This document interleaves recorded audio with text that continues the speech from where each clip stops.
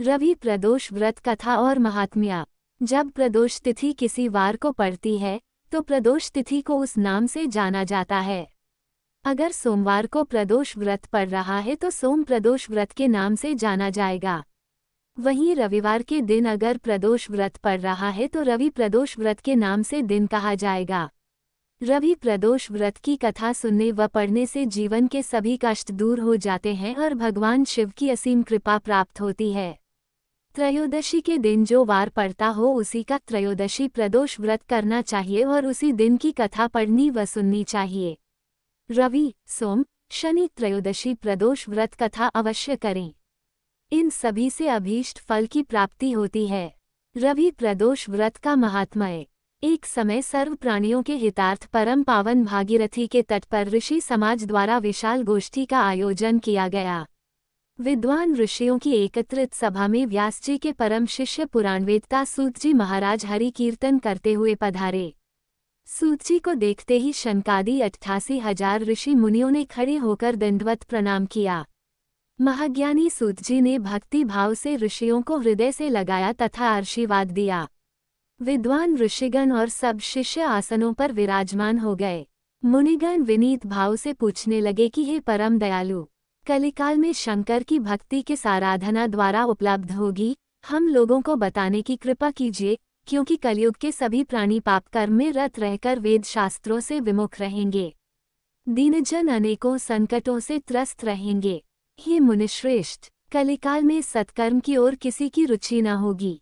जब पुण्य क्षीण हो जाएंगे तो मनुष्य की बुद्धि असत कर्मों की ओर खुद व खुद प्रेरित होगी, जिससे दुर्विचारी पुरुष वंश सहित समाप्त हो जाएंगे। इस अखिल भूमंडल पर जो मनुष्य ज्ञानी होकर ज्ञान की शिक्षा नहीं देता, उस पर परमपिता परमेश्वर कभी प्रसन्न नहीं होते हैं। हे महामुने, ऐसा कौन सा उत्तम व्रत है जिससे मनवांछित फल की प्राप्ति होती हो, आप कृपा कर बतलाइए। ऐसा सुनकर दयालु हृदय श्री सूत जी कहने लगे कि हे श्रेष्ठ मुनियों तथा शनक जी, आप धन्यवाद के पात्र हैं। आपके विचार सराहनीय एवं प्रशंसनीय हैं। आप वैष्णव अग्रगण्य हैं, क्योंकि आपके हृदय में सदा परहित की भावना रहती है।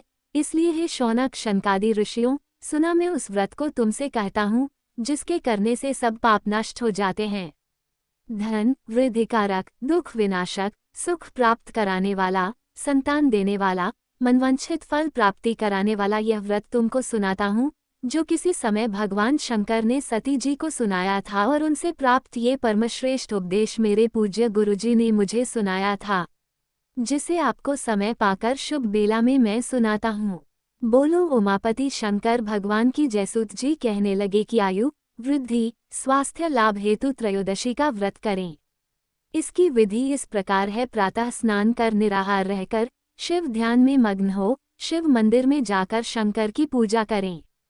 पूजा के पश्चात अर्ध पुण्य त्रिपुण का तिलक धारण करें, बेलपत्र चढ़ावें, धूप दीप अक्षत से पूजा करें, ऋतु फल चढ़ावे, ओम नमः शिवाय मंत्र का रुद्राक्ष की माला से जप करें, ब्राह्मण को भोजन कराकर सामर्थ्य अनुसार दक्षिणा दें।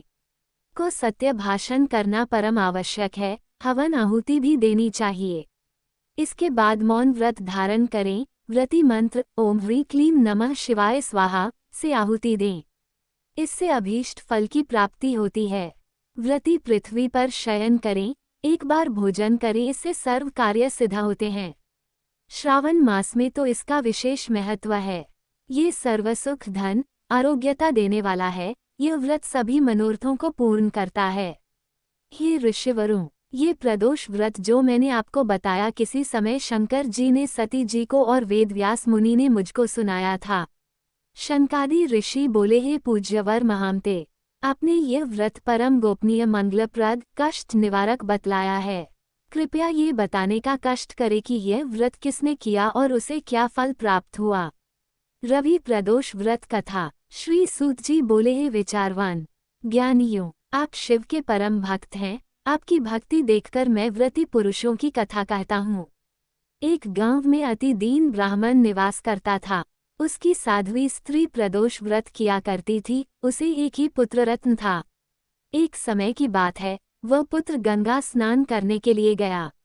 दुर्भाग्यवश मार्ग में चोरों ने उसे घेर लिया और वे कहने लगे कि हम तुम्हें मारेंगे नहीं, तुम अपने पिता के गुप्त धन के बारे में हमें बतला दो।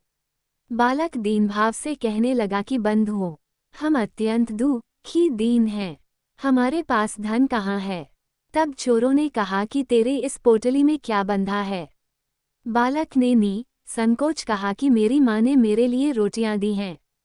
ये सुनकर चोरों ने अपने साथियों से कहा कि साथियों, ये बहुत ही दीन दुखी मनुष्य है, अतः हम किसी और को लूटेंगे।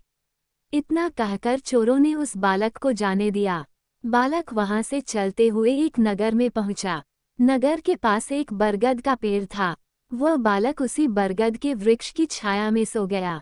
उसी समय उस नगर के सिपाही चोरों को खोजते हुए उस बरगद के वृक्ष के पास पहुंचे और बालक को चोर समझकर बंदी बना राजा के पास ले गए। राजा ने उसे कारावास में बंद करने का आदेश दिया। उधर बालक की मां भगवान शंकर जी का प्रदोष व्रत कर रही थी। उसी रात राजा को स्वप्न हुआ कि यह बालक चोर नहीं है, प्रातःकाली छोड़ दो, नहीं तो आपका राज्य वैभव सबसे ही नष्ट हो जाएगा। रात्रि समाप्त होने पर राजा ने उस बालक से सारा वृतांत पूछा। बालक ने सारा वृतांत राजा को सुना दिया। बालक की बात सुनकर राजा ने सिपाही भेजकर बालक के माता पिता को पकड़वाकर बुला लिया। राजा ने जब उन्हें भयभीत देखा तो कहा कि तुम भय मत करो, तुम्हारा बालक निर्दोष है। हम तुम्हारी दरिद्रता देखकर 5-5 गांव तुमको दान में दे देते हैं।